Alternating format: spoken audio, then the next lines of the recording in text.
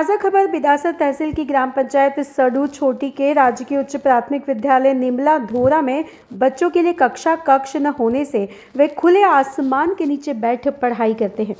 छात्र छात्राओं को 2 कमरों में ही बैठकर पढ़ाई करनी पड़ रही है। इस विद्यालय में 1 से लेकर 8 तक की कक्षाएं चलती है, लेकिन छात्र छात्राओं की अधिक संख्या होने के कारण एक साथ बैठकर पढ़ाई करना मुश्किल हो रहा है। एक कमरे में 2 से 3 कक्षाएं संचालित होने के कारण छात्र छात्राओं की पढ़ाई प्रभावित हो रही है। विद्यालय में वर्तमान में 150 विद्यार्थी अध्ययनरत हैं। विद्यालय में कुल 3 कक्ष बने हुए हैं, जिसमें से एक कक्ष में ऑफिस संचालित होता है। बाकी 2 कक्षों में विद्यालय के विद्यार्थी पढ़ाई करते हैं और विद्यालय का सामान भी पड़ा रहता है। 2 कक्षों में सभी कक्षाएं लगाना संभव नहीं होता और सर्दी और गर्मी में गर्म हवा, बरसात की बौछारें भी झेलनी पड़ती है। लेकिन कक्षों के अभाव के कारण अध्यापकों को मजबूरी में मात्र 2 कमरों व बरामदों में बच्चों को बैठाकर अध्ययन करवाना पड़ रहा है। शिक्षकों को साथ साथ कक्षाओं को भी पढ़ाने में दिक्कत होती है। अभिभावक भूराराम ढाका ने बताया कि विद्यालय में 2 ही कक्ष होने की वजह से सर्दी, गर्मी व बरसात के समय बच्चों को बहुत सी तकलीफों का सामना करना पड़ता है। वहीं आरएलपी पार्टी के संयोजक हनुमान ढाका ने बताया कि विद्यालय में 2 ही कमरे होने की वजह से विद्यार्थियों को बाहर बरामदे में खुले आसमान के नीचे बैठकर अध्ययन करवाना पड़ता है। बरसात और सर्दी में बच्चों को बहुत दिक्कतों का सामना करना पड़ता है।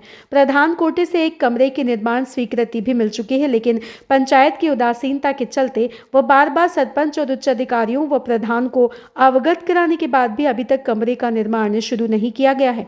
प्रधान अध्यापक चंदाराम मीणा ने बताया कि विद्यालय परिसर में 2 ही कमरे होने की वजह से सभी बच्चों को एक साथ बैठाकर पढ़ाने में परेशानियों का सामना करना पड़ता है।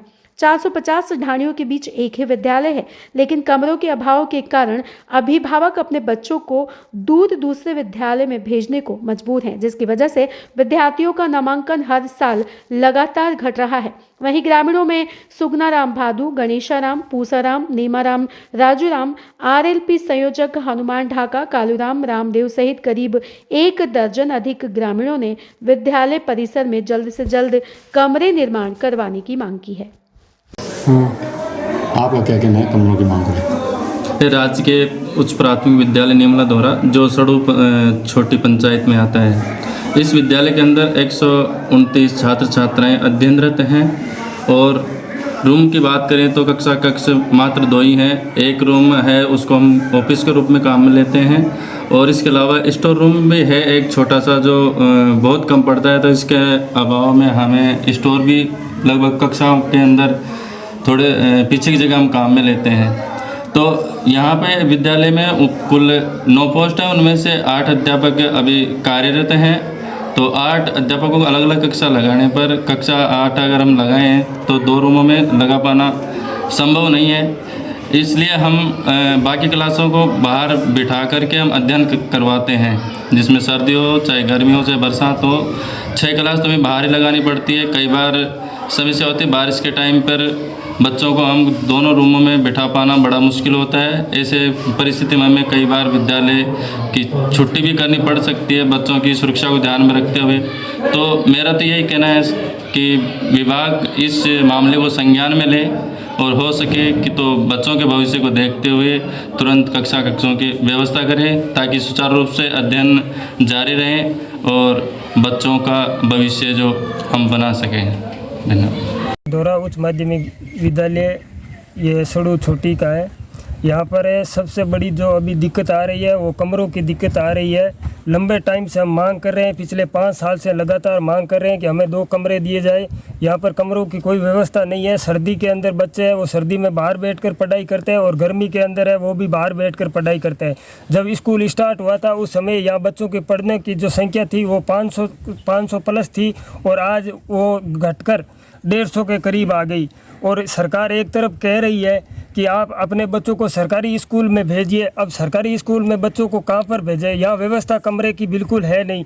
और एक रूम यहाँ अलर्ट हो रखा है, 8 लाख रुपए उसमें सैंक्शन हो रखे हैं, 4 लाख रुपए पंचायत के खाते में आ रखे हैं, पर सरपंच भी आनाकानी कर रहा है। लगातार 3 साल हो गए।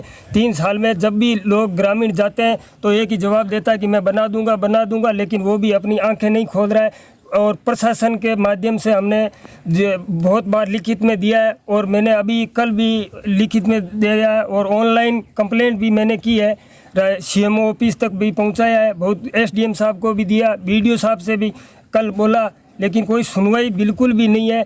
यहाँ पर लगातार जो सिस्टम है वो बिल्कुल इन बच्चों का ख़राब होता जा रहा है और यहाँ तकरीबन 450 ढाणियाँ निवास करते हैं लोग सड़ू गांव के, जो सारे के सारे गांव में ढाणियों में रहते हैं और उन बच्चों की कोई व्यवस्था नहीं है। अगर हमारी बात 1 महीने के अंदर बिल्कुल भी, आज हम मीडिया के माध्यम से मांग कर रहे हैं, अगर सुनवाई नहीं होती है तो 1 महीने के बाद यहाँ पर अनिश्चितकालीन स्कूल को बंद किया जाएगा। उसका खामियाजा प्रशासन और सरकार खुद जिम्मेदार होगी, क्योंकि हम पहले उन्हें शांतिपूर्वक तरीके से मांग कर रहे हैं, हमारी मांग मान लो, और अगर नहीं मानोगे तो फिर हम जो दूसरा रास्ता है उस दूसरे रास्ते के माध्यम से हम गुजरेंगे।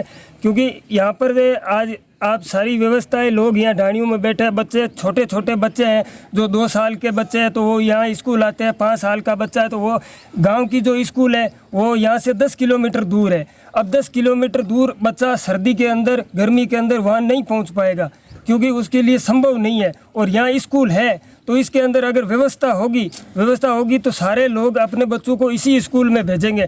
अगर जो आज 150 की संख्या है, पहले 500 की संख्या थी, अगर यहाँ रूम की व्यवस्था हो जाएगी तो वो भी संख्या यहाँ से 500 प्लस हो जाएगी, 600 प्लस हो जाएगी। पर जब व्यवस्था होगी तब भी होगी।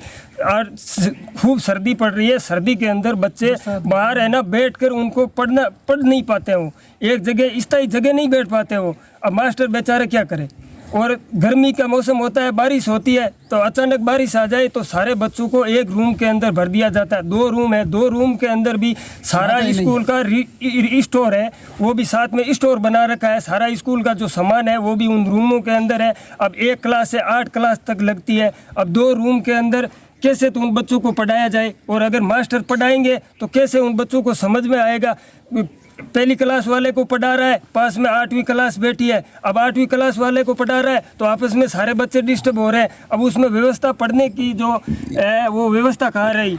और सरकार एक तरफ लगातार ये कह रहे हैं, बयानबाजी मीडिया के माध्यम से वो अपनी सत्ता के लिए कुछ भी बोल रहे हैं कि हम है ना जो शिक्षा को हम आगे लेके जा रहे हैं। आप लोग शिक्षा को आगे लेके नहीं जा रहे हो, आप लोग तो शिक्षा का पतन कर रहे हो।